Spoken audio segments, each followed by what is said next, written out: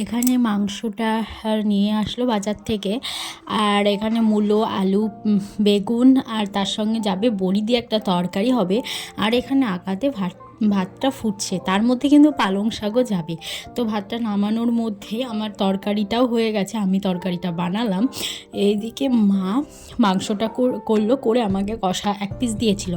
এবার গিয়ে আমি ঘরটা মুছে নিলাম, মুছে নিয়ে আমি আর আমার বর দুজনে খেতে বসে গেছি। এবার খাওয়া দাওয়া করে দুজন মিলে যাব ঘুরতে। ঘুরতে বলতে আমাদের কাছে আজকে যেহেতু 1 জানুয়ারি, তাই একটু দুজন মিলে ঘুরতে যাব সেটা ভেবেছি। তো যাই হোক, আজকে বিকালে বেরিয়েছি আমরা দুজনে। আর রাস্তাটা দেখছি অসম্ভব সুন্দর, এই টাইমটায় মানে কি বলবো, খুব সুন্দর লাগে রাস্তা দিয়ে যেতে। আর এই যে একটা মানুষ পুরো ক্যামেরার বিপরীতে, মানে ক্যামেরার সামনে আসতেই চায় না, আসলেই বিরক্ত কচ করে। তো যাই হোক আমি মানে 1 বছর আগেকার ভিডিও, বুঝতে পারছি এটা 1 জানুয়ারির, আর 1 বছরে 2025 1 জানুয়ারির একটা ভিডিও ছিল। এই আবার 1 জানুয়ারি আসতে চললো।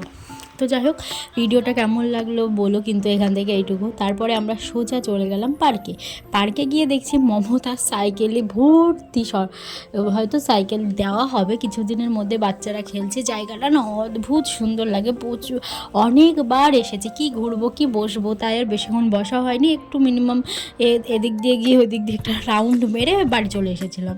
বাড়ি আসার পথে একটু দেখো ঘোরা হয়ে গেল আমাদের।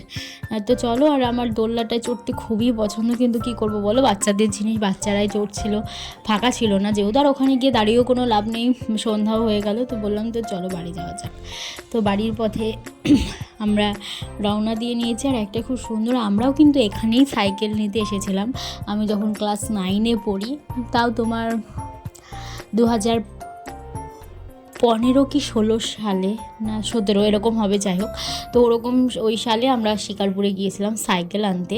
তো আমি ওর সাথে গল্প করছিলাম যে আমরা এখানে সাইকেল নিতে এসেছিলাম, আর আমরা এই রাস্তা দিয়েই যাচ্ছিলাম। আমরা মোটামুটি তখন প্রায় আমাদের এই পাড়া থেকে আমরা 14 জন একসাথে পড়তাম। এখন সবার বিয়ে হয়ে গেছে, সবাই সবার মতন ব্যস্ত।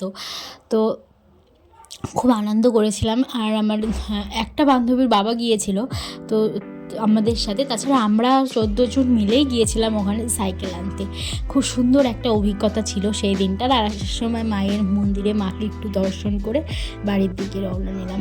মা নিজে ভালো থেকো, সবাইকে ভালো রেখো, সুস্থ রেখো, তোমার কাছে এইটুকুই চাওয়া। তো যাই হোক, ভিডিওটা কেমন লাগলো অবশ্যই কমেন্ট করে জানিও, ভালো লাগলে চ্যানেলটিকে সাবস্ক্রাইব করে দিও। টাটা।